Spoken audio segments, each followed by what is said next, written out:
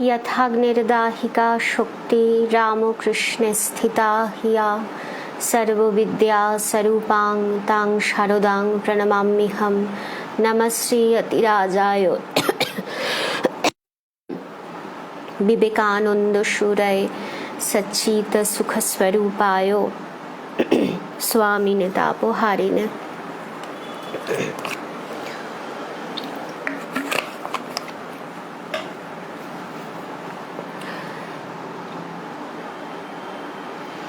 নমস্কার। শ্রীরামকৃষ্ণ সাম্রাজ্য Facebook page থেকে প্রত্যেক শনিবারের মতো আমরা রামকৃষ্ণ বেদিতলে একত্রিত হয়েছি মাতৃ অনুধ্যান প্রসঙ্গে।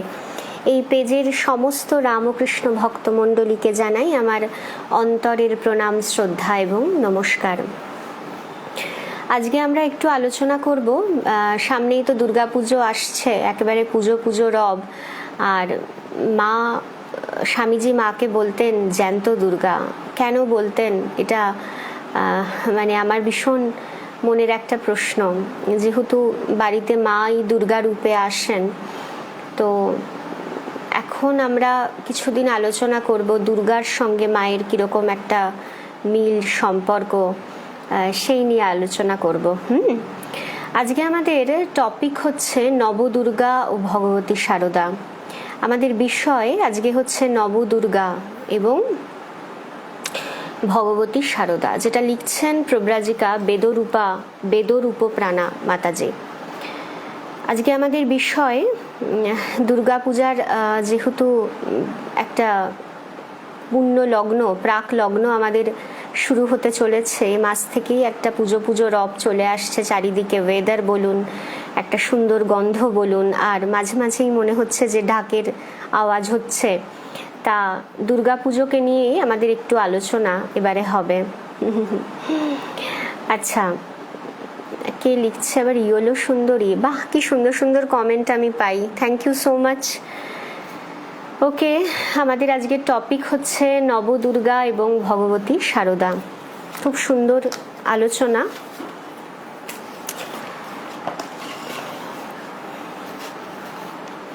এটা মায়ের প্রসাদী শাড়ি।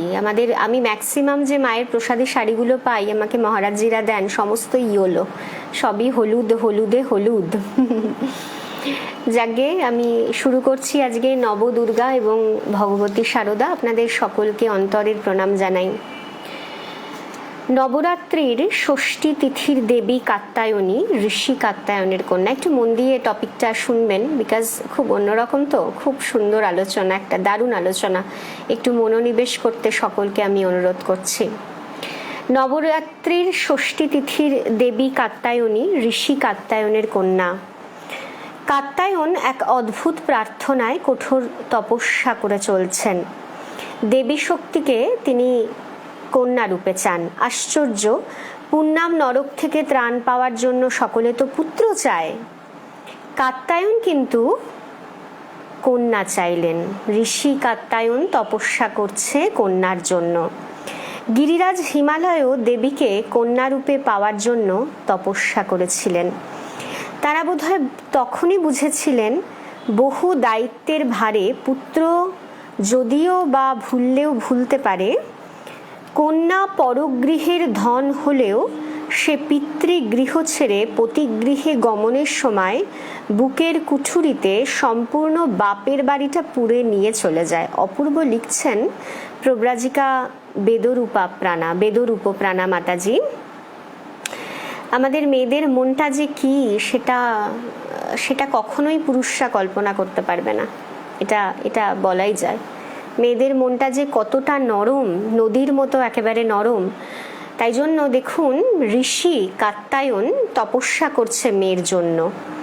হিমালয়ও দেবীকে কন্যা রূপে পাওয়ার জন্য তপস্যা করেছিলেন। মেয়েদের একটা অদ্ভুত সহ্য শক্তি ভগবান দিয়ে পাঠান। তাই জন্য ঠাকুরও আমাদের মাতৃভাবের পূর্ণ বিকাশ ছিল। তিনি অনেক সময় বলেছেন ভগবান শ্রীরামকৃষ্ণ আমার মাতৃজনী। কেন বলেছেন ভগবান জানে। তিনি একটা কথা আপনাদের বলে দিই, আমরা যে নারী হয়েছি ভগবানের অশেষ কৃপা বলে, বিকজ ঠাকুরের মাও কিন্তু একজন নারী, স্বয়ং জগন্মাতা। তাই জন্য ভগবান শ্রীরামকৃষ্ণ একদম মেয়েদের কষ্ট দেখতে পায় না, একদম। মানে আমরা উপোস যে করি সেক্ষেত্রেও ভগবান শ্রীরামকৃষ্ণ বলছেন, বাবা তোমরা খেয়ে আসবে, তোমরা আমার মায়ের জাত। আমরা এমন একজন ভগবানকে পেয়েছি যে মেয়েদের এতটা সম্মান দিয়েছেন এবং মেয়েদের কষ্টটা তিনি বুঝতেন। মেয়েদের তো হৃদয়টা একেবারে নদীর মতো না, বোঝা যায় না কত কি এই হৃদয়ে বয়ে নিয়ে যাচ্ছে। মানে আমরা অন্তপুরবাসিনী হয়ে হৃদয়ে যে কত কিছু বহন করে যাচ্ছি, সেটা ভগবান ছাড়া, ভগবান শ্রীকৃষ্ণ বলুন, শ্রীরামকৃষ্ণ বলুন, বোঝা যায় না। এবং রামকৃষ্ণ মিশনেরও ভীষণভাবেই মেয়েদের প্রাধান্যই বেশি। আমরা অনেক কষ্ট করে মায়েরা ছুটে ছুটে যাই এবং যখন আমরা দেখতে পাই, আমরা গল্প শুনেছি যে যখন স্বামী ভূতেশানন্দজির কাছে গিয়ে কেউ চোখের জল ফেলতো, যে চোখের জলের মূল্য আমরা কেউ দিতে জানি না, মেয়েদের চোখের জলের মূল্য। ভগবান তো যারা প্রেসিডেন্ট হয়ে যায় একেবারে মাতৃরূপ হয়ে যায়, কারণ আমাদের ইষ্ট হচ্ছেন স্বয়ং মা কালী। আমরা যারা ভগবান শ্রীরামকৃষ্ণকে ভালোবেসেছি, ভগবান শ্রীরামকৃষ্ণকে ইষ্টরূপে পেয়েছি, তাদের ইষ্ট কিন্তু একেবারে জানবেন মা কালী। স্বামী ভূতেশানন্দজির কাছে একজন গেছেন, অনর্গল চোখের জল ফেলছেন। ভূতেশানন্দজি বলতেন, এই মায়ের চোখের জলটা কেউ মারাস না, পা দিয়ে কেউ যেন এই চোখের জল না কেউ মারিয়ে দেয়। এই চোখের জলের অনেক মূল্য। তোমরা কোনো কাপড় দিয়ে চোখের জলটা মুছে দাও। উনি মা হয়ে গেছিলেন বলেই স্বামী ভূতেশানন্দজি আমাদের দুঃখ কষ্ট, মেয়েদের দুঃখ কষ্টটা বুঝতে পেরেছিলেন। উনি শারদানন্দজির শিষ্য ছিলেন। শারদানন্দজিকে অনেক সময় অনেকে মা বলতেন। কালকে আমি উদ্বোধন বাগবাজার মায়ের বাড়ি গেছিলাম, পুরো মা হয়ে গেছিলেন। তিনি অদোষদর্শী ছিলেন। মায়ের কিছু কিছু গুণ আছে না, তিনি দোষ দেখতে কারুর জানতেন না। মাকে যখনই কমপ্লেন করবে, মা বলবে না না, ওর গুণটাই আমি দেখব। মা কোনো সময় কারোর দোষ দেখতেন না। মায়ের একটা দারুণ ক্যারেক্টার, দারুণ চরিত্র। মা সর্বদা পাশে আছেন। কেউ কোনো গর্হিত কাজ করেছে, ভুল করেছো, ঠিক আছে বাবা, ভুল হয়েছে, বুঝেছো, আর করো না বাবা, আমি মা থাকতে তোমার ভয় কি। এই যে এই ছোট্ট কথাটা আমরা বলি, এই কথাটা যদি কেউ বিশ্বাস করে যে আমি তোমাদের মা, সত্যকারের জননী, জন্ম জন্মান্তরের মা। আজ আমরা আলোচনা করব নবদুর্গা ও ভগবতী শারদা, যেটা লিখছেন প্রব্রাজিকা বেদরূপ প্রাণা মাতাজি। তাহলে দেখা যাচ্ছে এখানে কাত্যায়ন কন্যা চাইছেন। গিরিরাজও হিমালয় দেবীকে কন্যারূপে পাওয়ার জন্য তপস্যা করেছিলেন। তারা বোধহয় তখনই বুঝেছিলেন বহু দায়িত্বের ভারে পুত্ররা কিন্তু ভুলে যায়, মেয়েরা কিন্তু ভুলতে পারে না। ব্যাপারগুলো এরকম আছে। বলছে পুত্র যদিও ভুলতে পারে, কন্যা পরগৃহের ধন হলেও, কন্যাকে পরগৃহের ধন বলছে, খাইয়ে পরিয়ে বড় করে আমরা শ্বশুর বাড়িতে মেয়েদেরকে বিদায় দিতেই হয়। একেবারে শ্বশুর বাড়িটাই তার নিজের একটা ঘর হয়ে যায়। বলছেন তারা বোধহয় তখনই বুঝেছিলেন বহু দায়িত্বের ভারে পুত্র যদিও বা ভুলতে পারে, কন্যা পরগৃহের ধন হলেও সে পিতৃগৃহ ছেড়ে পতিগৃহে গমনের সময় বুকের কুঠুরিতে সম্পূর্ণ বাপের বাড়িটা পুড়ে নিয়ে চলে যায়। তাই মৃত্যু পরবর্তী কৃত্যের কথা জানা নেই, কিন্তু ইহলোকে বাপ সোহাগী মায়ের বল ভরসা মেয়েটি এ ঘর বা ও ঘর যেখানেই থাকুক না কেন, বাবা মায়ের জন্য তার প্রাণের আকুলি বিকুলি কোনোদিনও ফুরোয় না। নন্দনন্দন মথুরায় গেলেন বৃহত্তর কর্তব্যে পালনের জন্য। দ্বারকাধীশ হয়েও আরও কাজে জড়িয়ে পড়লেন। কত রকমের বিচিত্র দায়িত্ব তাঁর। নন্দালয়ে কিন্তু আর ফেরা হলো না। সেই কিশোরবালার বৃন্দাবনে ফেরার সময়ই হলো না। অথচ হিমালয় দুহিতা যতই সংসার সামলান না কেন, যতই সারা বিশ্বের জননী হয়ে জগৎ পালন করুন না কেন, প্রতি আশ্বিনের শুক্লা ষষ্ঠীর সন্ধ্যা থেকে দশমীর সকাল পর্যন্ত তিনি যেমন করেই হোক বাবা মাকে দেখতে আসবেনই। বিউটিফুল কথা। আমাদের মা দুর্গা আশ্বিনের শুক্লা ষষ্ঠীর সন্ধ্যা থেকে দশমীর সকাল পর্যন্ত তিনি যেমন করেই হোক বাবা মাকে বাপের বাড়ি দেখতে আসবেনই। কাত্যায়ন মুনি যখন প্রার্থনা করো তখন মহিষাসুর পীড়ন থেকে সকলকে রক্ষার জন্য সব দেবতার তেজ সংহত হতে থাকে। দিগন্তব্যাপী সেই বিরাট পাহাড়ের মতো তেজপুঞ্জ জ্বলতে শুরু করে। অতীব তেজস্কূট জ্বলন্ত মিব পর্বতম। পুরাণ মতে সেই তেজরাশি সম্মিলিত হয় কাত্যায়ন মুনির আশ্রমে। সেই আলোকপুঞ্জ থেকে একস্থং তদ ভুন্নারি ব্যক্তলোকত্রয়ং তিস্বা ত্রিলোক ব্যাপিনী এক অপরূপা নারী মূর্তি জন্ম নেয়। তার সাধন বলে কন্যা মূর্তির প্রথম আবির্ভাব তাঁরই আশ্রমে।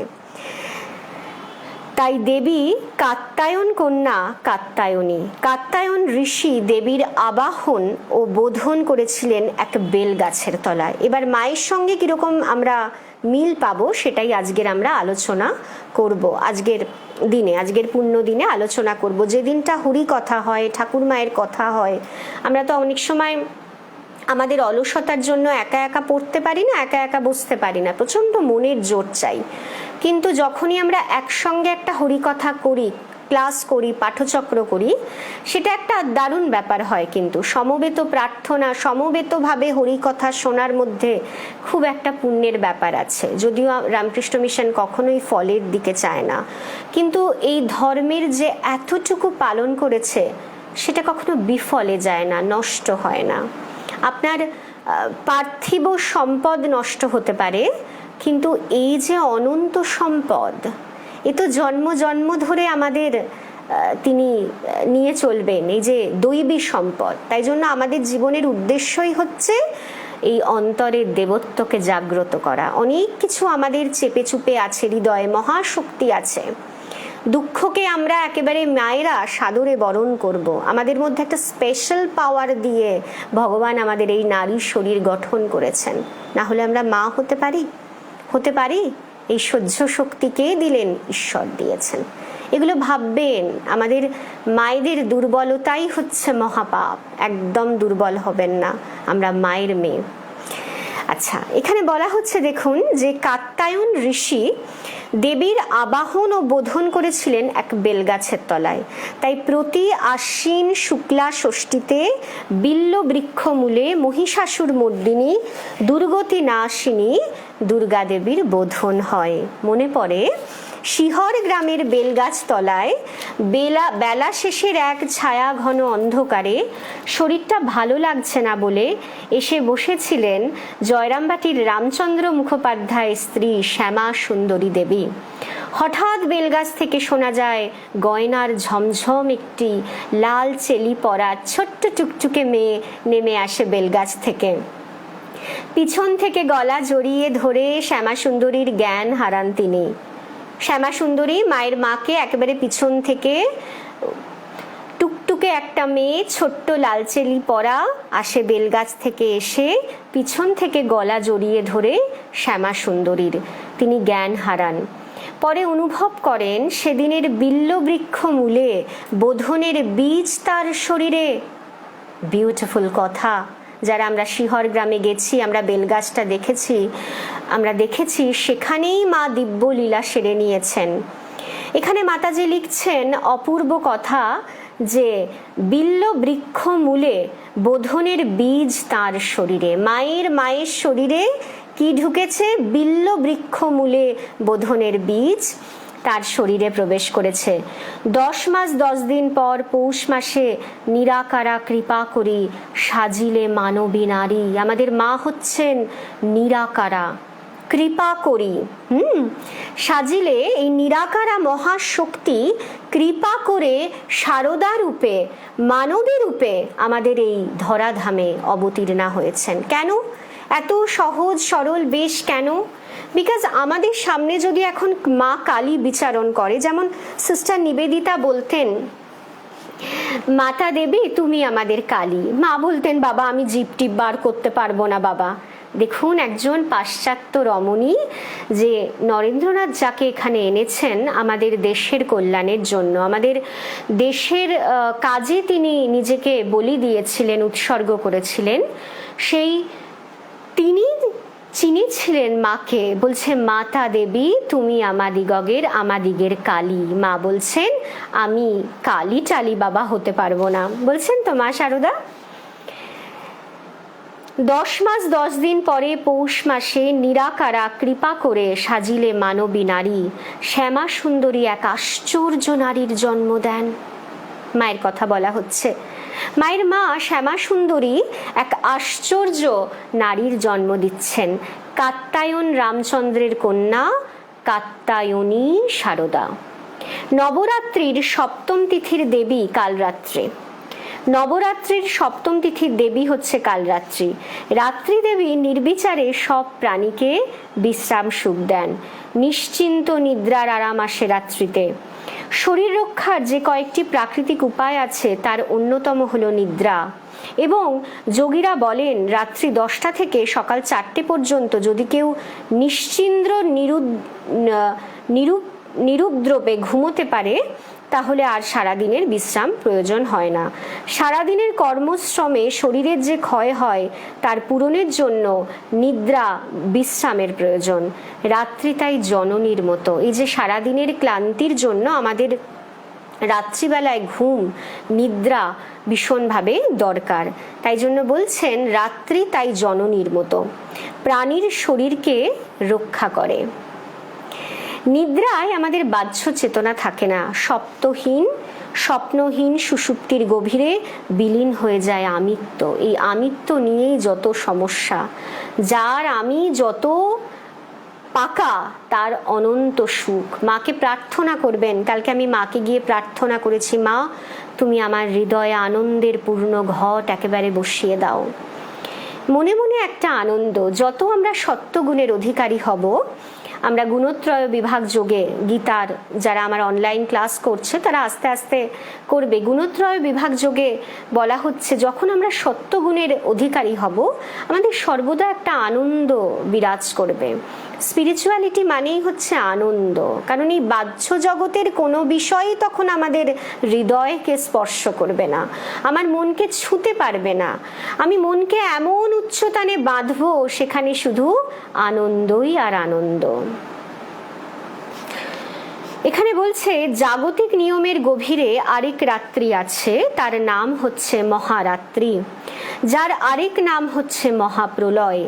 মহারাত্রিতে লয় পেয়ে যায় সমস্ত বিশ্ব, নিখিল জগৎ ঘুমিয়ে পড়ে মার কোলে। আবার নতুন উদ্যমে জন্ম নেয় নতুন সৃষ্টি মায়ের শক্তিতে। মহারাত্রিতে সব ঘুমিয়ে পড়লেও জেগে থাকেন একমাত্র বিষ্ণু, সগুণ ব্রহ্ম বা ঈশ্বর চেতনা। সূক্ষ্মাতি সূক্ষ্ম হলো কালরাত্রি। যখন কালরাত্রি তার সুখনিদ্রার জাদু করে ঘুমের কাঠি বুলিয়ে দেন সবার চোখে, তখনও বিষ্ণু ঘুমিয়ে পড়েন। কিন্তু কর্ম থেকে বিশ্রাম নেওয়া ঈশ্বর কি করেন? কেবল নিদ্রিত থাকেন না, তিনি সাধারণ প্রাণীর মতো সুষুপ্তিতে অচেতন হন না, ভুলে যান না সব। শ্রী শ্রী চণ্ডীতে আমরা দেখি যোগ নিদ্রাং যদা বিষ্ণু জগতে কারণ বিকৃতে আস্তির্য শেষম ভজত কল্পান্তে ভগবান প্রভু। প্রলয়ের সময় যখন পৃথিবী এক কারণ সমুদ্রে পরিণত হয়েছিল তখন সৃষ্টির আদি কারণ বিষ্ণু যোগনিদ্রায় ভজনা করেছিলেন। কাকে ভজনা করেছিলেন বিষ্ণু? কাল রাত্রি দেবীকে, দেবী যোগমায়াকে, যার প্রভাবে যোগ নিদ্রায় যোগারূঢ় হয়ে সৃষ্টি ক্রিয়া থেকে বিরত থেকে তিনি নিজের স্বরূপে বিলীন হয়ে আছেন। মহাকালও তখন থাকে না, থাকেন হচ্ছেন মহাকালিকা। যে আদি শক্তি তখন একমাত্র স্পন্দিত হতে থাকে তিনি হচ্ছেন কালরাত্রি দেবী। সেই তিথিটা সপ্তমী ছিল না, ছিল ঘোর অমাবস্যা, কিন্তু সেখানে বিষ্ণু ভজনা করেছিলেন সামনে গভীর ধ্যানে নিমগ্না এক অষ্টাদশীর। তারপর দুজনে গভীর থেকে আরো গভীর ধ্যানে ডুবে গেলেন। কোনো যোগধ্যানে তারা যোগনিদ্রাকে স্পর্শ করেছিলেন জানি না। রাত দ্বিতীয় প্রহর কেটে গেলে অর্ধবাহ্য দশায় সেই মহাকারণের ধ্যানের গভীর থেকে বুদ্ধিত হয়ে প্রত্যক্ষ বিষ্ণুদেবীর চরণে নিবেদন করলেন নিজেকে। জপমালাটি তার পায়ে অর্পণ করলেন। ভগবান শ্রীরামকৃষ্ণও করেছিলেন মাকে তার জপমালা অর্পণ। বিষ্ণুর সঙ্গে কোনো পার্থক্য নেই। ঈশ্বরের পূজ্যা যে ঈশ্বরী, তিনি কাল রাত্রি দেবী, বিঘ্ন নাশ করেন। আমাদের কিন্তু সমস্ত কিছু মা শারদা, মা হচ্ছেন বগলা, মা হচ্ছেন কালী, মা হচ্ছেন দুর্গা, আমাদের ইষ্ট দেবী, তিনি হচ্ছেন সব। ঈশ্বরের পূজ্যা যে ঈশ্বরী, তিনি কালরাত্রি দেবী, তিনি কি করেন? বিঘ্ন নাশ করেন, তিনি সিদ্ধি দেন। মায়ের হাতে সমস্ত কিছু, ব্রহ্মজ্ঞানের চাবি। মা আনন্দময়ী বলে মাকে বিজ্ঞান মহারাজ জপ করতেন। বলছেন মায়ের কাছে সিদ্ধি সব কিছু পাওয়া যায়। এটা ওনারা রিয়ালাইজ করেছেন। আমরা কিছু কিছু না বুঝেও যদি আমরা মাকে প্রার্থনা করতে পারি, মাকে বলতে পারি, মাগো এই অনিত্য জগতের ওপর মায়া তুমি সরিয়ে দাও। এই মায়ার প্রাবল্যেই আমরা অনিত্য বস্তুকে নিত্য বোধ করছি, অনিত্য বস্তুর জন্য ঘটি ঘটে কেঁদে মরছি। ঠাকুর বলছেন ভগবানের জন্য কে কাঁদছে? মাক ছেলের জন্য সাধারণ মানুষ ঘটি ঘটি কাঁদছে। কত চিন্তা, আপনি মুখগুলো দেখবেন বিবাহের পর এত চিন্তা হয়ে যায় যেন সকল দায়িত্ব আমার। অথচ যদি আমরা বোঝাটা নামাই ঠাকুর মায়ের চরণে, আমরা কাজ করব, আমরা ভার সমর্পণ করব, তাহলে সংসারের ওই মলিনতাটা না আমাকে স্পর্শ করবে না। আমি শুধু কর্ম করব। কর্মটা অবশ্যই ভালো করতে হবে, বিকজ এই কর্মর দ্বারা আমি নতুন শরীর পাবো, নতুন পরিবেশ পাবো, নতুন জন্ম পাবো। বাসনা থাকতে মা বলছেন জীবের গতায়াত ফুরায় না। বাসনাতে মনে গজগজ করছে, চাপা পড়ে আছে। তাই জন্য আমাদের আগে সর্বদা নিজেকে অ্যানালাইসিস করতে হবে, নিজেকে ফলো করতে হবে। এটা স্পিরিচুয়াল লাইফের প্রথম সোপান। নিজেকে জানো, নিজেকে দেখো, নিজে কতটা উন্নত হচ্ছ, এটা স্পিরিচুয়াল লাইফের প্রথম সোপান। ঈশ্বরের পূজ্যা যে ঈশ্বরী, তিনি কাল রাত্রি দেবী, বিঘ্ন নাশ করেন, তিনি সিদ্ধি দেন। কালরাত্রির কুণ্ডলিনী শক্তি সেই ফলহারিণীর কালী পূজার রাত্রিতে জাগ্রতা হয়েছিলেন, আর আজও সেই পরমা শক্তি মা হয়ে আমাদের বিঘ্ন নাশ করেছিলেন। এই যে কালিকা শক্তি, এই যে কালরাত্রি দেবী জাগ্রত হয়েছিলেন ফলহারিণী কালী পূজার দিন। তাই তো গভীর রাত্রে ভগবান শ্রীরামকৃষ্ণ মাকে পূজা করেছিলেন অমাবস্যার পুণ্যতিথিতে। কালকে একটা দারুণ তিথি ছিল, মা তো কৃপা করে দর্শন দিলেন। আমি তো জানতাম না, আমি যেতেও চাইছিলাম না, শরীরটা কাল ঠিক ছিল না বলে, কিন্তু মা যে দর্শন দেবেন, মায়ের তো দেখতে ইচ্ছে হয়েছে না আমাদেরকে, আমরা যেতে বাধ্য। মা যেন এভাবেই তার স্বরূপটাকে উন্মোচন করেন। আমরা সর্বদা হৃদয়ে যেন মাকে, বাগবাজার মায়ের বাড়ির রূপটা আমার মনে পড়ছে, সর্বদা মাকে যেন অনুভব করতে পারি, মাকে দেখতে পারি। মাকে দেখার মতো আনন্দ জগতে আপনি পাবেন না। ঠাকুর বলছেন না, জ্ঞানদীপ জেলে ব্রহ্মময়ীর রূপ দেখো না। এই অন্ধকার হয়ে আছে ভেতরটা, প্রথমে আলোকিত করতে হবে। আলো জেলে, জ্ঞানের আলো জেলে মাকে মাঝে মাঝেই দর্শন করতে হবে। মা তুমি আমার হৃদয়ে জাগো, তুমি আমার শয়নে, নিদ্রায়, স্বপনে সর্বদা যেন আমরা মাকে স্মরণ মনন করতে পারি, তাহলেই আমাদের জীবন ধন্য। আমরা কি মায়ের স্বরূপ বুঝবো? মায়ের স্বরূপ কেউ বোঝেনি, ঠাকুরও বুঝতে পারতেন না, বিকজ ঠাকুর বলতেন ও ছাই চাপা বেড়াল। মায়ের স্বরূপ, মায়ের যে শুদ্ধ সত্য বিকার, এটা কেউ সচরাচর দেখতে পারতেন না। মা অতি সাধারণভাবে দেবী হয়ে আমাদের মাঝখানে এসছে। আমাদের যেন পরিচয় ঘটতে আমাদের যেন কোনো অসুবিধা না হয়। উনি যে দেবী আমাদের মতোই ঘরণী হয়ে এসছেন, ইজিলি যেন আমি মায়ের ওখানে প্রবেশ করতে পারি। মা হচ্ছেন আমাদের আদ্যা শক্তি, মহামায়া। এখানে বলা হচ্ছে যে কালরাত্রির কুণ্ডলিনী শক্তি সেই ফলহারিণী কালী পূজার রাত্রিতে জাগ্রতা হয়েছিলেন, আর আজও সেই পরমা শক্তি মা হয়ে আমাদের বিঘ্ন নাশ করে চলছেন। মহাষ্টমীর দেবী মহাগৌরী। মহাষ্টমীর দেবী মহাগৌরী পার্বতী শিবকে প্রতিরূপে পাওয়ার জন্য কঠোর তপস্যা করেন। তার সংকল্প ছিল, তুলসীদাসের ভাষায়, জন্মকোটি লাগি রগর হামারি, বড় শম্ভু না তো রহু কুঁয়ারি। কোটি জন্ম যায় যাক, শম্ভুকে না পেলে আমি কুমারী থাকব। বাপরে বাপ! কখনো তিনি মাত্র একটি পাতা খেয়ে থেকেছেন, তখন তিনি এক পর না। কখনো কিচ্ছু খাচ্ছেন না, একটি পাতাও না, তখন তিনি অপর না। এভাবে তপস্যায় তপস্যায় তার সোনার বরণ কালো হলো। তারপর তো শিব এলেন, তার পানি গ্রহণ করলেন, বাঞ্ছিত আনন্দে কৈলাসে তিনি চললেন প্রতিগৃহে। এদিকে শ্মশানে শ্মশানে ধ্যান সমাধিতে ডুবে থাকা শিব ঠাকুরটি রগরও করেন। একদিন দিলেন উমাকে খেপিয়ে, তাকে বললেন, কালো মেয়ে। খুব মনে লাগলো নন্দিনীর, তিনি তো স্বর্ণবর্ণাই ছিলেন। ঠিক আছে, দেখে নিও, আবার ওই এইরকম তপস্যা করে পুরনো রংটা ফিরিয়ে নিয়ে আসবো বলে রওনা দিলেন তপস্যার জন্য। শিব ঠাকুর প্রমাদ গুনলেন, তিনি যে একটি ক্ষণও পার্বতীকে ছেড়ে থাকতে পারেন না। সে রাগ করে চলে গেছে, কি হবে? সযত্ন স্নেহে গঙ্গা জলে ধুয়ে দিলেন পত্নীর কৃষ্ণবর্ণ, আর পার্বতীর অঙ্গ কান্তি হয়ে উঠল বিদ্যুৎ কান্তি সমপ্রভা। বিদ্যুতের মতন দীপ্তিময়ী গৌরাঙ্গী হলেন তিনি। আর আরো আরো গৌরবর্ণ হলো, আরো গৌরবর্ণা, তার নাম হলো মহাগৌরী। স্কন্দমাতা কালরাত্রি সন্তান বৎসলা দেবী মূর্তি, শৈলপুত্রী কাত্যায়নী কন্যা স্বরূপা, আর মহাগৌরী হরপ্রিয়া হর মনোমোহিনী। নহবতে ছোট্ট কুঠুরিতে এসেছিলেন অষ্টাদশী। প্রায় 15 বছর দক্ষিণেশ্বরে তিনি তার স্বামীর সঙ্গে কাটিয়ে যান। দেখতে যতই বন্দিনী বলে মনে হোক না কেন, তাদের সম্পর্ক প্রসঙ্গে গৌরীমা বলেছেন, দুজনে থাকতেন মাত্র 50 হাত দূরে। এক এক সময় কতদিনই দেখাই হয় না, তবু দুজনের ভাবই ছিল কত।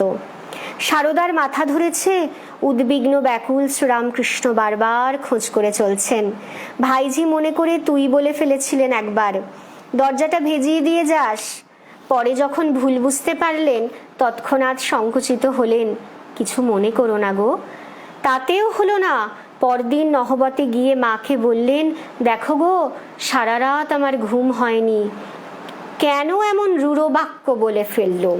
ঠাকুর মায়ের এত সুন্দর একটা আত্মিক সম্পর্ক ছিল, যেখানে দূরত্বটা ম্যাটার করতো না। সারদার যখন মাথা ধরতো, তখন ভগবান শ্রীরামকৃষ্ণ ভীষণ চিন্তিত হতেন। হাউ সুইট রিলেশনশিপ না, কি মিষ্টি মধুর সম্পর্ক, অথচ কোনো দৈহিক সম্পর্কই নেই। আত্মিক সম্পর্কের কাছে আত্মার সঙ্গে আত্মার মিলনের সঙ্গে এই সম্পর্কগুলো বড্ড গৌণ হয়ে যায়, তাই না? বিউটিফুল কথা এখানে বলা হচ্ছে, ঘটনা বলা হচ্ছে মায়ের অশেষ কৃপায়, যে বলছে ভাইজি মনে করে মাকে তুই বলে ফেলেছিলেন ভগবান শ্রীরামকৃষ্ণ, দরজাটা ভেজিয়ে দিয়ে যাস। বলছে, তারপর বললো, ও তুমি কিছু মনে করো না, জানো সারা রাত ঘুম হয়নি, মাকে কেন তুই বলল। বিউটিফুল কথা, অপূর্ব। এরকম ভগবান শ্রীরামকৃষ্ণ, বাপ রে বাপ, কি তার স্ত্রীর প্রতি শ্রদ্ধা। বলছে, কিছু মনে করো না গো। তাতেও হলো না। পরদিন নহবতে গিয়ে মাকে বললেন, দেখো গো, সারা রাত আমার ঘুম হয়নি, কেন এমন রূঢ় বাক্য বলে ফেললুম। মহাগৌরী কিন্তু মানিনীয় কম নন। শ্রীরামকৃষ্ণের জন্য ভক্তেরা যা কিছু ফল মিষ্টি আনতেন, তিনি সে সবই পাঠিয়ে দিতেন নহবতে। আর মা এত খাওয়াতে ভালোবাসতেন সকলকে যে ঠাকুরের জন্য অগ্রভাগ তুলে রেখে বাকি সব বিলিয়ে দিতেন ভক্তদের বা পাড়ার ছোট ছেলে মেয়েদের। এক এক সময় এই জন্য অসুবিধা হতো। একদিন একটু মাকে বোঝানোর জন্য ঠাকুর অনুযোগের সুরে বললেন, এত খরচ করলে কি করে চলবে? মাকে বলছে, এত খরচ করলে কি করে চলবে? মা বড্ড অভিমানিত। শুনেই মা একটাও কথার উত্তর না দিয়ে পেছন ঘুরে চলে গেলেন নহবতে। ব্যাস, ভোলানাথ রূপী শ্রীরামকৃষ্ণের মাথায় হাত। তাড়াতাড়ি ভাইপো রামলালকে ডেকে পাঠালো। ওরে রামলাল, তোর খুড়িকে ঠান্ডা কর গিয়ে। দেখুন, প্রত্যেক পুরুষ মানুষ কিন্তু বউকে ভয় পায়। আমাদের ভগবান শ্রীরামকৃষ্ণও কিন্তু বাদ দেননি। তিনি নারীদের এত শ্রদ্ধা করতেন, এত সমঝে চলতেন মাকে। ঠাকুর বলতেন যে আমার পরনের কাপড়ের ঠিক নেই, তাতেই আমি একে ভয় পাচ্ছি। ঠাকুর বলতেন যে রামলালের খুড়ি একদিন বললেন ওখানে যাওয়া হবে নি। আমার যাওয়া হলো না, আমার পরনের কাপড় পেছনের কাপড় পরার ঠিক নেই, তাতেই আমার এই দশা। সংসারীদের না কি অবস্থা, সংসারী ভদ্রলোকগুলোর কি অবস্থা বলছেন ভগবান শ্রীরামকৃষ্ণ। তো এখানে বলছেন বিউটিফুল কথা, এখানে বলছেন যে যেই মা একটু রেগে নহবতে চলে গেছে, মাকে যখন ঠাকুর বলছেন এত খরচ করলে কি করে চলবে, তখন আবার রামলালকে ডাকলেন। ওরে রামলাল, তোর খুড়িকে ঠান্ডা কর গিয়ে। ও রাগ করলে নিজেকে দেখিয়ে বলল এর সব নষ্ট হয়ে যাবে। অপূর্ব অপূর্ব নিবেদন। স্বয়ং পূর্ণ ব্রহ্ম নারায়ণ বলছেন যে ও যদি রাগ করে, মা শারদা যদি রাগ করেন, তাহলে এর সব নষ্ট হয়ে যাবে।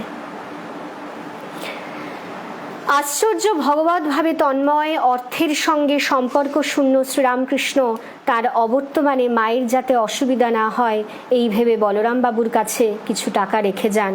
সেই টাকা জমিদারিতে খাটিয়ে বলরাম বাবু পরে মাকে 6 মাসে 30 টাকা করে পাঠিয়ে দিতেন।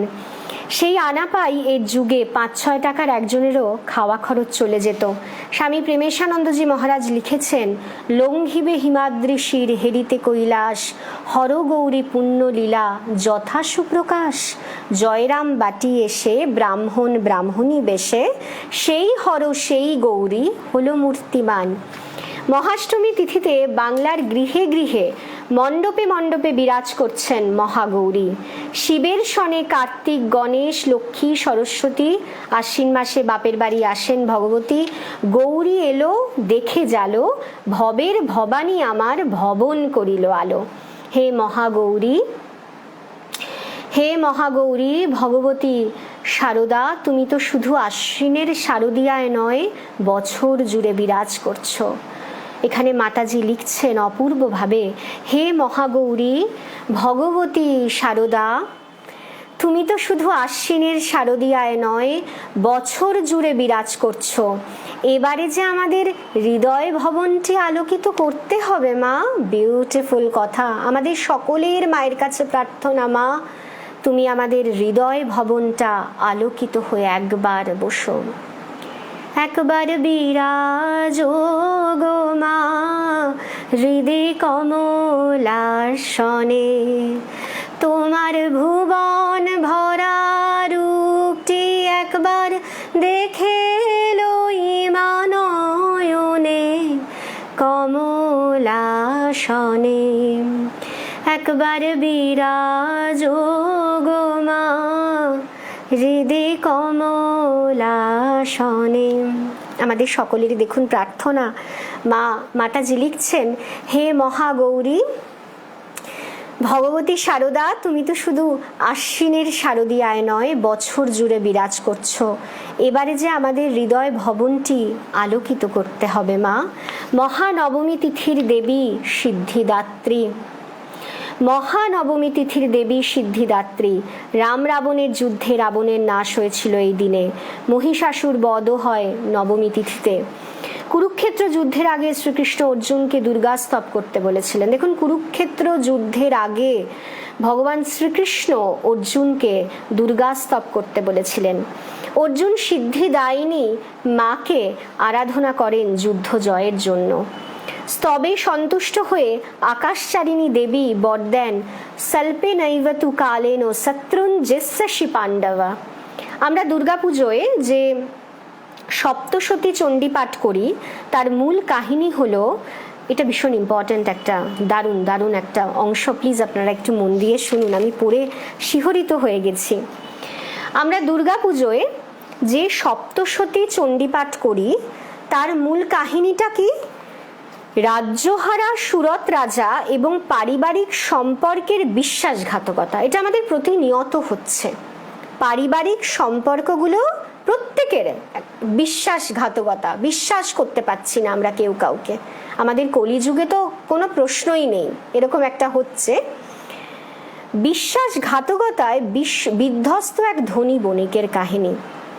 যে আমরা সপ্তশতী চণ্ডীপাঠ করি দুর্গাপুজোর আগে, আমাদের রাজ্যহারা সুরত রাজা রাজ্যকে হারিয়ে ফেলেছেন।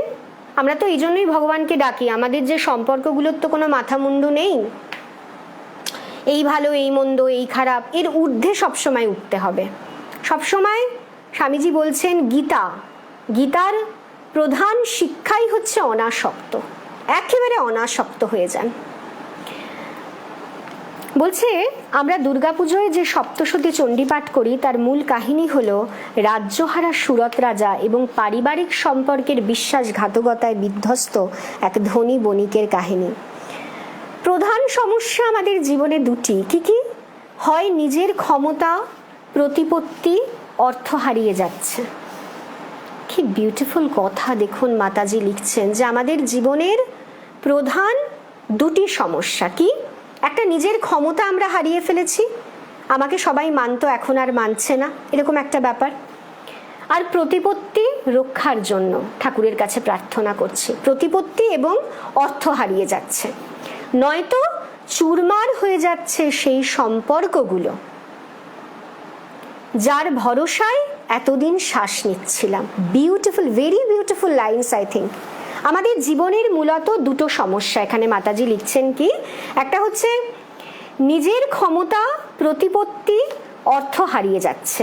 মা আমার অর্থ রক্ষা করো, মা আমাকে এটা দাও, মা আমায় প্রতিপত্তি দাও, মা আমাকে মান দাও, যশ দাও, কিছুই কিন্তু আমার নয়, কিছুই আমার সঙ্গে যাবে না, না মান যাবে, না যশ যাবে, না প্রতিপত্তি যাবে, না এই ভঙ্গুর ক্ষণিকের একটা অবিশ্বাস সম্পর্ক যেগুলো আছে সেগুলো আমাদের সঙ্গে যাবে, কিছুই কিন্তু সঙ্গে যাবে না। আমাদের মানব জীবনের মাতাজি লিখছেন দুটি সমস্যা, একটা হচ্ছে ক্ষমতা, প্রতিপত্তি, অর্থ হারিয়ে যাচ্ছে, নয়তো চুরমার হয়ে যাচ্ছে সেই সম্পর্কগুলো যার ভরসায় এতদিন শ্বাস নিচ্ছিলাম। তুমি বড্ড আপন আমার, আমি তোমার ভরসায় নিঃশ্বাসে প্রশ্বাসে। সব প্রেমিকারা বলে না, হ্যাঁ গো তুমি আমাকে মনে করেছো, ওই যে দেবদাস বলছে তুমি আমাকে মনে করেছো, ঐশ্বরিয়া রায় শাহরুখ খানকে বলছে যে হ্যাঁ আমি মনে করেছি, যখন আমি প্রত্যেক শ্বাস প্রশ্বাসে তোমাকে আমি মনে করেছি। আজ থেকে 20-30 বছর বাদেই সেটাই খুব সমস্যা হয়ে দাঁড়াচ্ছে। অপ্রিয় সত্য কথা এগুলো, তাই না? যাই হোক, এখানে দেখুন বলছেন যে চুরমার হয়ে যাচ্ছে সেই সম্পর্কগুলো যার ভরসায় এতদিন শ্বাস নিচ্ছিলাম। ভগবান শ্রীরামকৃষ্ণ না বড্ড হিংসুটে। যারা আমরা ঠাকুরের পায়ে গেছি, ঠাকুর সবসময় বলে তুই আমাকে শুধু ডাক, আমাকে ভালোবাস, আমি তোমাকে ভীষণ ভালোবাসা দেব। আর যারা ভগবানের ভালোবাসা আমরা পেয়েছি না, সত্যি মানুষের ভালোবাসা ছিটে গুড় মনে হয়। এটা হরি মহারাজ বলতেন, এবং কথামৃতেও আছে যে মিছরের পানা যখন আমরা খাই চিটে গুড় ছ্যা হয়ে যায়। সো এখানে বলছেন অপূর্ব কথা, যে ভীষণ সুন্দর, দেখুন কথাটা এত সুন্দর মাতাজি লিখছেন যে চুরমার হয়ে যাচ্ছে সেই সম্পর্কগুলো যার ভরসায় এতদিন শ্বাস নিচ্ছিলাম। বুকের মধ্যে নিমেষে নিমেষে ছিঁড়ে যায় যে সম্পর্কের সুতোগুলো, তাতে গিট বাঁধার ব্যর্থ মরিয়া চেষ্টায় আয়ু ক্ষয়, ধন ক্ষয়। বুকের মধ্যে নিমেষে নিমেষে ছিঁড়ে যায় যে সম্পর্কের সুতোগুলো, তাতে গিট বাঁধার, সম্পর্কগুলোকে আমরা সুতো দিয়ে গিট বাঁধতে চাই, ব্যর্থ প্রয়াস। আমাদের এই ব্যর্থ সম্পর্কের সুতোগুলো গিট বাঁধার জন্য আমাদের কি হচ্ছে? আয়ু ক্ষয় হচ্ছে, ধন ক্ষয় হচ্ছে। বিউটিফুল কথা। চিরন্তন দুটি সমস্যা নিয়ে সার্বিক মানব জাতির প্রতিনিধি দুটি মানুষ এক সন্ন্যাসীর কাছে এসেছেন প্রশ্নের উত্তর খুঁজতে। সন্ন্যাসী কেন? কারণ তিনি এই দুটি সাম্রাজ্যের বাইরে দাঁড়িয়ে আছেন বললেই নিরপেক্ষ দৃষ্টিতে বিচার করতে পারবেন, তাদের কোনো সম্পর্কেও নেই। সাধু সবসময় ভালো থাকে, সাধুর হৃদয় হচ্ছে আকাশের মতো উদার, সকলকে ভালোবাসে, আমাদের মতো পার্টিকুলার 1%কে তারা ভালোবাসে না, ভালোবাসাটাকে ছড়িয়ে দিতে হবে, ভীষণ কষ্ট। আমরা প্রত্যেকে অভ্যস্ত আমাদের স্বামী, ছেলে মেয়ে, পুত্রকে ভালোবাসতে, আর কাউকে ভালোবাসা সম্ভব নয়। কিন্তু যারা সাধু হবে তাদের হৃদয় হবে আকাশের মতো প্রসার, একেবারে প্রসারিত, উদার একেবারে। মেধামুনি রাজা এবং বণিককে জানালেন যে আকর্ষণের স্বরূপ এবং কারণ। আমাদের আকর্ষণের স্বরূপ একটা কারণ, কেন আমরা বস্তু বিষয় কোনো ব্যক্তির উপর আমরা আকর্ষিত হচ্ছি, তার কারণ মেধামুনি রাজা এবং বণিককে জানালেন। এর থেকে রেহাই পাওয়ার জন্য মহামায়ার আরাধনা করতে হয়, যার জন্য আমার এত কষ্ট হচ্ছে। যে বিষয়টা পাবো বলে আমি চাইছি যে আমি হাঁ করে মুখের দিকে তাকিয়ে বসে থাকি, তার দিকে আমাকে একটু ভালোবাসবে, আমাকে একটু ভালো বিহেভিয়ার করবে। জগতে অনেক কিছু উপভোগের জন্য পড়ে আছে, কিন্তু আমরা কিন্তু কিছু চাইবো না, কারুর থেকে আমরা কিছু চাইবো না, বিকজ আমরা ভিক্ষুক নই, আমরা রাজপুত্র। স্বামী বিবেকানন্দ বলছেন আমরা রাজার পুত্র। আমরা কেন লোকের থেকে দয়া চাইবো, সহানুভূতি চাইবো, ভালোবাসা চাইবো, ও আমাকে একটু ভালোবাসুক, ও আমাকে একটুখানি মান দিক, কেন চাইবো? আমরা কি ভিক্ষুক? স্বামী বিবেকানন্দ বলছেন আমরা ভিক্ষুক নই, আমরা রাজার পুত্র, ভগবান শ্রীরামকৃষ্ণের পুত্র। অনেক কিছু উপভোগের জন্য কিন্তু জগতে আপনারা পাবেন, কিন্তু জগৎ থেকে আমরা কিচ্ছু চাইবো না। আমরা ভিক্ষুক নই, চাওয়া মানেই তো ভিক্ষুক। কম্পেশন, পিটি, সহানুভূতি, সহানুভূতি আপনাকে দেখাবেন একজনই, সহ অনুভূতি। সহানুভূতি সমান সমান কি? সহ অনুভূতি। আপনার অনুভূতি কে বসবেন ভগবান ছাড়া? আপনার যে মনের ওঠা পড়া, বোঝা পড়া, কে বুঝবেন ঠাকুর ছাড়া? শারদানন্দজি লীলা প্রসঙ্গে লিখছেন ঠাকুরের এত সহানুভূতি ছিল, মায়ের এত সহানুভূতি ছিল, মা অদোষদর্শী ছিলেন, মা দোষ দেখতেই পারতেন না। এখানেই মায়ের মৌলিকত্ব, মায়ের বিশেষত্ব। আমরা যে সারাদিন সকাল থেকে দোষ দেখে দেখে মরছি, নিজেকে আর দেখা হলো না, জানা হলো না। কিন্তু আমরা যারা মায়ের মেয়ে, তারা তো নিজেকে জানবো, নিজের দোষ দেখবো না। এই যে মহামায়া আমাদের অনবরত একজন ব্যক্তির প্রতি মোহ উৎপাদন করছে, তোমাকে ছাড়া আমি বাঁচবো না, ছাড়তে হবে বস, ছেড়ে যেতে হবেই, গুড বাই করতেই হবে, গুড বাই আপনার প্রিয় মানুষকে বলতেই হবে, করতেই হবে। এই মহামায়ার থেকে যে আমরা নিত্য মায়ায় আবদ্ধ হয়ে ছেলের প্রতি অনেকজন আসক্ত, দুঃখ পাবেন। সো মহামায়ের আরাধনা করতে হবে আপনাকে। একটা সমতা বজায় করতে গেলে, আমরা গীতায় পড়ছিলাম না, আমরা কোন যোগ যেন পড়ছি, আমরা গীতার সাংখ্য যোগে পড়ছিলাম যে আমাদের ঈশ্বরের সঙ্গে যোগ বুদ্ধি স্থাপন করতে হবে। যখনই বুদ্ধিটা আপনার সঙ্গে ঈশ্বরের কানেক্ট হয়ে যাবে, তখন আপনার মনে কোনো মলিনতাই থাকবে না। তখন জগৎকে আপনি অন্যভাবে দেখবে, সংসারটাকে আনন্দময় দেখবে। তাই জন্য মায়ের কাছে প্রার্থনা করবেন, মা আমার হৃদয়েও যেন আনন্দের পূর্ণ ঘট বিরাজ করে। আমি ডাল খাই, ভাত খাই, একবেলা খাই, তাও যেন আমি রামকৃষ্ণ নাম করতে পারি। ঠাকুর আমাদের দর্পহারী। যাদের দর্প থাকে, অহংকার থাকে, ঠাকুর একেবারে দর্পটাকে হরণ করে দেন। আর তিনি হচ্ছেন আমাদের কাঙালের অকিঞ্চন। যারা বলে ঠাকুর তুমি ছাড়া আমার কেউ নেই গো, তাদেরকে ভগবান শ্রীরামকৃষ্ণ দুহাতে কৃপা করেন। আর যারা বলেন আমার অনেকে আছে, আমার ছেলে আছে, মেয়ে আছে, হাজবেন্ড আছে, আসলে কেউ নেই, কেউ নেই। আমরা রাস্তা দিয়ে সকলে একসঙ্গে যাই, মনে হয় আমরা হাত ধরাধরি করে চলছি, পাশাপাশি চলছি, কিন্তু আমরা এই যে আমাদের এই জার্নিটা, জন্ম মৃত্যুর যে জার্নিটা, একা যাব, একা যাব, একা এসেছি, একা যাব। এটা মহামায়ের কৃপা না হলে এটা বোঝা যায় না।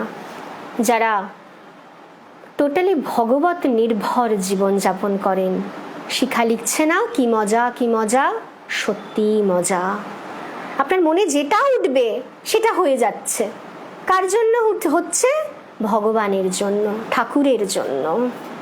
আমরা মনে করি আমার অনেকে আছে, বাট আমরা একা। জার্নিটা আপনাকে একা লড়তে হবে।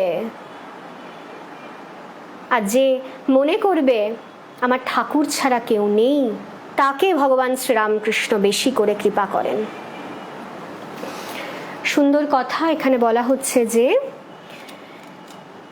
এই মহামায়ার থেকে কৃপা পাওয়ার জন্য আমাদের মহামায়াকে আরাধনা করতে বললেন মেধামুনি, রাজা এবং বণিককে। সমস্ত চণ্ডী জুড়ে দৈত্য দলনী মায়ের নানা ভূমিকার গল্প বলেছেন মেধা ঋষি। আর যার সারমর্ম, সৎ ব্যক্তিরা কখনো অসৎ অভিঘাতে বিপর্যস্ত হয়ে দেবীকে প্রার্থনা করছেন, তার উত্তর পাচ্ছেন। দেবী সুরত রাজাও সমাধি বৈশ্যকে বর দিলেন। রাজা ফিরে চাইলেন রাজ্যপাট, আর বণিককে বললেন, আর নয় মা, আর নয় মা, আমি ক্লান্ত। এই যে আমাদের ভগবত পথে যেতে গেলে আমাদের শ্রান্ত ক্লান্ত হতে হবে। ক্লান্ত না হলে, টায়ার্ড না হলে, সংসার জীবনে সংসারকে বিস্বাদ না লাগলে ঠাকুরকে ডাকতে পারবেন না। তো বিউটিফুল কথা এখানে বলছেন। প্রার্থনা, আমাদের সকলের প্রার্থনা, আর নয় মা, আমি ক্লান্ত। আমি, একটা গান আছে না, শ্রান্ত আমি খেলে খেলে এ সংসারের ধুলা মেখে, কোথায় গেলে মা গো আমার, খেলনা দিয়ে ভুলিয়ে রেখে। খেলতে খেলতে যখন বাচ্চারা বলে না না না অনেক খেলেছি মা, এবার আমি মা যাব, মায়ের কাছে যাব। সুতরাং এখানে বলা হচ্ছে, আর নয় মা, আমি ক্লান্ত, আমায় তুমি সম্পূর্ণ অনাসক্ত করো। গীতার যারা আমরা পড়ছি, ভীষণ ইন্টারেস্টিং। গীতা হচ্ছে অনাসক্ত। আপনি স্থিতপ্রজ্ঞ হয়ে যাবেন, আপনি পাথর হয়ে যাবেন। আপনি দেখে দেখে, জগতের কাণ্ড কারখানাগুলো দেখে দেখে আপনি একেবারে স্থির হয়ে যাবেন। এ কি হচ্ছে রে ভাই জগতে?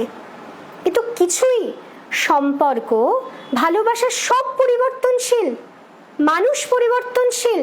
তাহলে আমি নিত্য, যিনি শুদ্ধ, যিনি অপরিবর্তনীয়, তাকে তো আমাকে একেবারে দুহাত দিয়ে ধরতে হবে। এখানে বলা হচ্ছে যে আর নয় মা, আমি ক্লান্ত, আমায় তুমি সম্পূর্ণ অনাসক্ত করো। এই শত বন্ধনের বাঁধন থেকে মনে মুক্তি চাই। জয়রামবাটিতে উদ্বোধনে বা দক্ষিণেশ্বরে শ্রীমা শারদার আশীর্বাদে কারো দীর্ঘ রোগ ভালো হয়, কারো দুবৃত্ত স্বামী স্বাভাবিক হয়। মায়ের আশীর্বাদে দীর্ঘ রোগ ভালো হয়ে যাচ্ছে আমরা দেখতে পাচ্ছি, আর দুর্বৃত্ত স্বামী স্বাভাবিক হয়ে যাচ্ছে।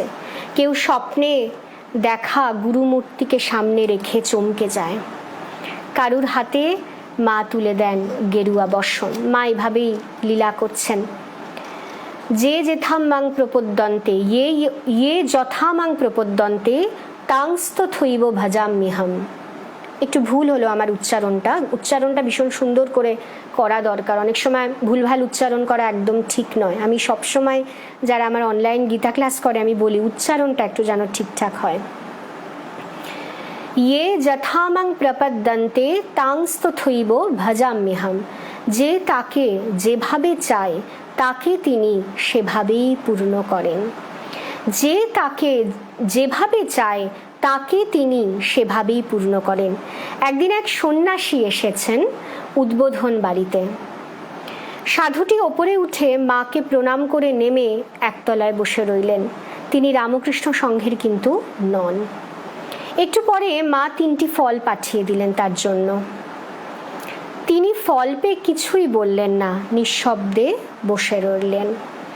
অনেকটা সময় কেটে গেল, ভিক্ষা দেওয়া তো হয়ে গেছে, সাধু তবুও কেন বসে আছেন? মা 3টে তাকে ফল দিয়েছেন, 3টি। যারা যেতে আসতে সন্ন্যাসীকে দেখেন তারা অবাক হন, কেউ কেউ বলেই ফেলেন, সাধু বাবা আপনাকে তো মা ফল পাঠিয়ে দিয়েছেন, এখনো বসে আছেন? কোনো উত্তর দেন না তিনি, বসে থাকেন যেন কিছুর অপেক্ষা করছেন। ঘণ্টাখানেক পর মা তাকে আরেকটি ফল পাঠালেন। আশ্চর্য, 4র্থ ফলটি হাতে পেয়েই সাধু আনন্দে নাচতে শুরু করলেন, বলতে লাগলেন, শেষ পর্যন্ত মা আমায় মুক্তি দিয়েছেন। আগের 3টি ফল হলো ধর্ম, অর্থ, কাম। সন্ন্যাসী ত্রিবর্গ নিয়ে কি করবেন? তিনি যে মোক্ষ ফলের প্রত্যাশী। সন্ন্যাসীরা 3টে ফল নিয়ে, ধর্ম, অর্থ, কামনা। আমাদের মান যশও আমাদের সঙ্গে যাবে না, আমার অর্থ আমার সঙ্গে যাবে না, আমরা মুক্তি চাই।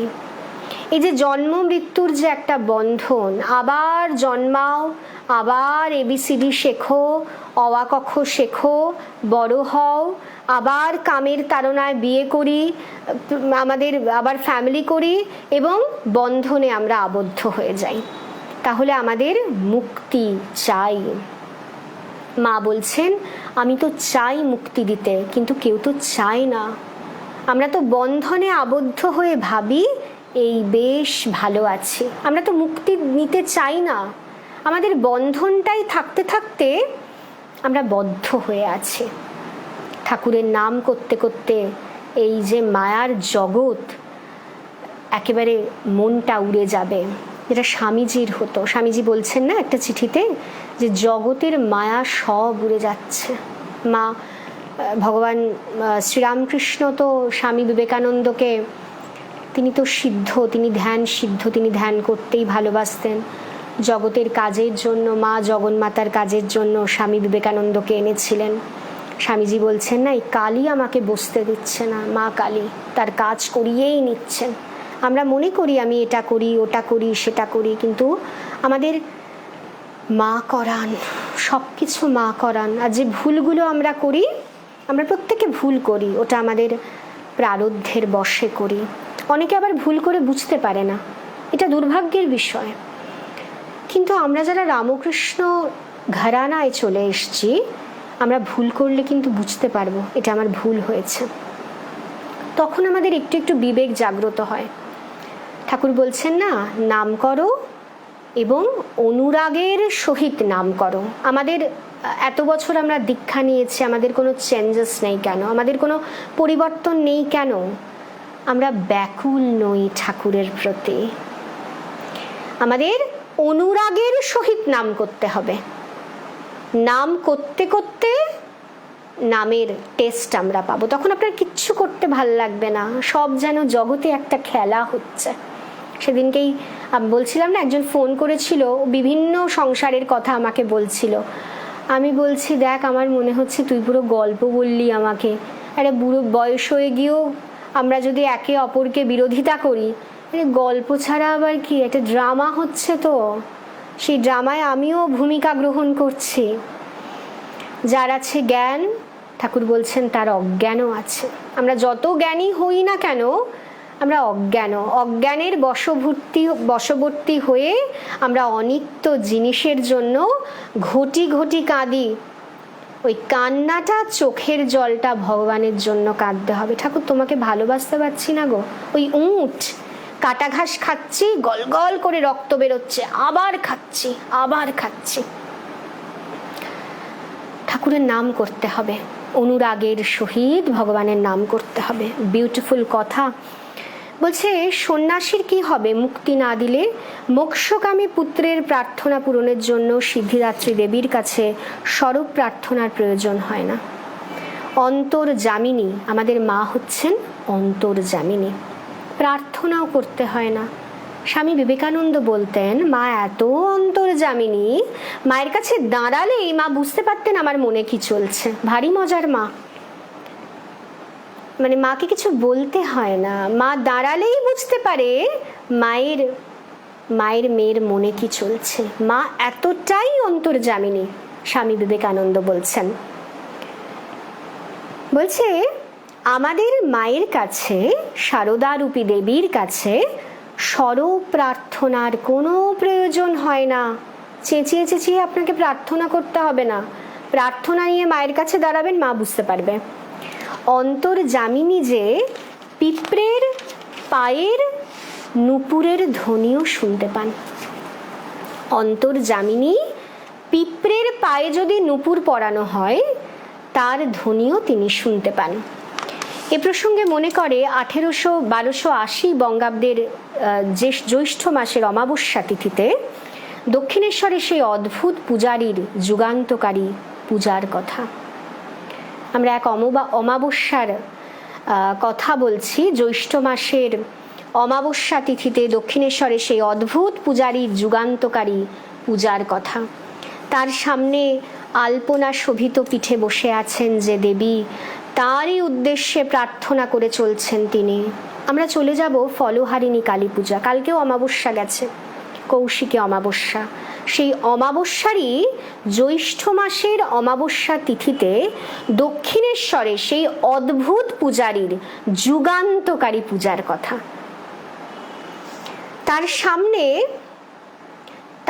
তার সামনে আলপনা শোভিত পিঠে বসে আছেন যে দেবী, তারই উদ্দেশ্যে প্রার্থনা করে চলছেন তিনি। হে বালে, হে সর্বশক্তির অধীশ্বরী মাতো, ত্রিপুর সুন্দরী, সিদ্ধিদ্বার উন্মুক্ত করো, ইহার শরীর মনকে পবিত্র করিয়া ইহাতে আবির্ভূতা হইয়া সর্বকল্যাণ সাধন করো। ত্রিপুর সুন্দরীর সাক্ষাৎ অবতরণ অনুভবে যাকে তিনি পূজা করতে চলেছেন, তার দুটি রূপের বিশেষ প্রকাশের জন্য তিনি প্রার্থনা করছেন। কি? একটি হলো সিদ্ধিদাত্রী রূপ, আরেকটি দ্বিতীয়টি হচ্ছে সর্বকল্যাণময়ী জননী মূর্তি। মায়ের মধ্যে আমরা পাই সিদ্ধিদাত্রী রূপ, মা সিদ্ধি দেবেন। আর কি? দ্বিতীয়টি হচ্ছেন সর্বকল্যাণময়ী জননী মূর্তি। মা কাউর অকল্যাণ করেন না। মা বলছেন না, আমার সন্তানদের ব্রহ্ম সাপেও কিছু হয় না। মা বলছেন আমার সন্তানদের ব্রহ্ম সাপেও কিছু হয় না। মা বলছেন কি? আমার সন্তানদের ভালো মন্দের ভার আমি নিয়েছি। মা কি বলছেন? আমার সন্তান যদি ধুলো কাদা মাখে, সেই ধুলো কাদা ঝেড়ে আমি তাকে কোলে তুলে নিই। আর কি চান আপনারা? মা কত কিছু বলে গেছেন। মা ছিলেন ক্ষমা রূপা তপস্বিনী। অনেক অন্যায় কাজ করে মায়ের কাছে যাচ্ছে, মা ক্ষমা করছেন। বিকজ মায়ের চরিত্রই হচ্ছে ক্ষমা করা। ক্ষমা হচ্ছে বীরের ভূষণ, বীরের অলংকার। আমরা সাধারণ মানুষ ক্ষমা করতে পারি না। কবেকার ঘটনা মনে লালন পালন করি। সাধারণ মানুষ। অসাধারণ মানুষ হলে কি ওসব বাজে কথা লালন পালন করে? কখনো করে না। আমাদের মন তাকে দিতে হবে। মনটা আমাদের ডাস্টবিন নাকি? মনটা যে আমি অসন্তোষ জমিয়ে রাখার জঞ্জাল পাত্র নাকি? স্বামী রঙ্গনাথানন্দজি বলতেন কথাটা। এই মনকে আমার ভগবানে রাঙাতে হবে। আমি অসন্তোষ জমিয়ে রেখে কি করব? আমার নিজেরই ক্ষতি। মা আর কত বলবেন? মা আমাদের সর্বকল্যাণময়ী জননী মূর্তি। মা হচ্ছেন সিদ্ধিদাত্রী রূপ এবং ভগবতী দেবী সা নিত্যাপি পুনঃ পুনঃ সম্ভয়া কুরতে ভূপ জগতে পরিপালনম। জগৎ পালনের জন্য দেবী ভগবতী স্বরূপত নিত্যা হলেও আবার আবির্ভূতা হয়েছেন। বিষ্ণুদেব তার বিষ্ণু মায়াকে, তার লীলা সঙ্গিনীকে এবারে যে ভার অর্পণ করেছেন, তার জন্য তাকে অসুর বিনাশিনী রণরঙ্গিনী রূপ ধারণ করতে হয়নি। তার এবারের রূপটি হচ্ছে করুণা ঘনমূর্তি। মায়ের রূপ হচ্ছে করুণা ঘন মূর্তি। সর্বংসহ মা সব কিছু সহ্য করছেন। স্বার্থ শূন্য মাতৃভাবের একটি ছাঁচ রেখে গেছেন ভগবান শ্রীরামকৃষ্ণ। আর সেই দায়ভার স্বীকার করে অগণিত পিঁপড়ের সার মা ডাকে ব্যাকুল সন্তানদের অকাতরে কোলে তুলে নিয়েছেন ঈশ্বরী। কখনো কাছে বসিয়ে স্নেহে যত্নে তাদের শত সহস্র জাগতিক দুঃখ দূর করেছেন। সত্যি মা আমাদের প্রতিনিয়ত জাগতিক দুঃখ দূর করছেন। কখনো বা তার কঙ্কন পরা হাত দুটি ইচ্ছামাত্র পরাজ্ঞান দিয়েছেন সন্তানদের। মা ইচ্ছে করলে, আমি তো চাই আমি পরাবিদ্যায় শিক্ষিত হতে, আমার অপরাবিদ্যার শিক্ষার ভাগ প্রচণ্ড কম, খুব দুঃখ হয়েছিল, কিন্তু মা কিন্তু আমার হৃদয়ের কথাটা আজ থেকে 19-20 বছর আগের ঘটনা, মাকে আমি বলিনি, মা বুঝে গেছিলেন। তিনি আমাকে পরাবিদ্যা দিচ্ছেন, আস্তে আস্তে কিন্তু উনি দিচ্ছেন, উনি বঞ্চিত করেন না কাউকে। অপরাবিদ্যা যদি আমি শিখতাম, খুব বেশি এক্সপার্ট হতাম, অনেক পড়াশোনায় ভালো ছিলাম, অনেক পড়াশোনা করতাম, কেন হলো না মা, কেন বেশি করতে পারলাম না?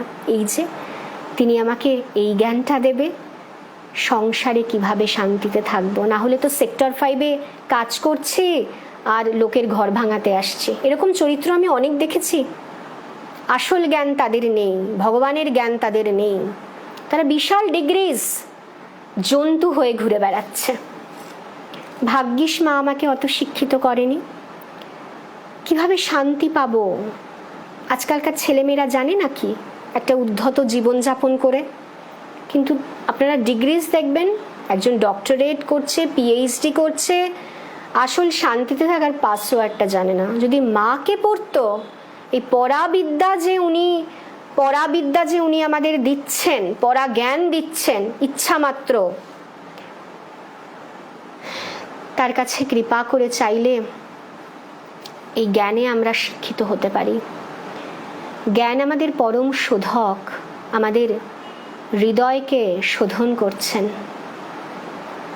সো বিউটিফুল কথা এখানে বলছেন, অপূর্ব বলছেন যে এইবারের যে মাতৃরূপ তাকে কিন্তু রণরঙ্গিনী রূপ ধারণ করতে হয়নি, তার এবারের রূপটি হচ্ছে করুণা ঘন মূর্তি।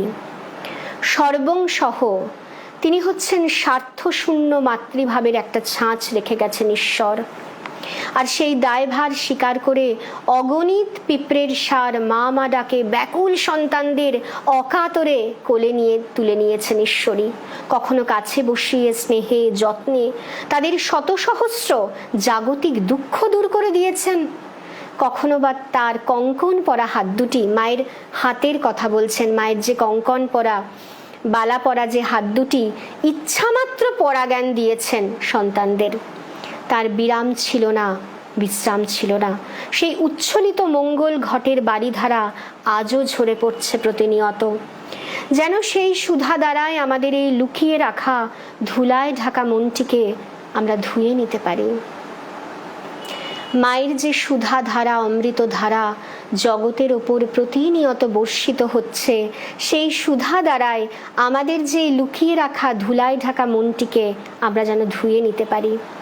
আমাদের কাছে মহাশক্তিময়ী কেবল মা হয়ে এসেছেন বড় আপন করা সেই রূপের ধ্যানে, স্মরণে মননে প্রার্থনায় আরাধনায় আমরা যেন সিদ্ধিদায়িনীকে স্বরূপে অনুভব করতে পারি।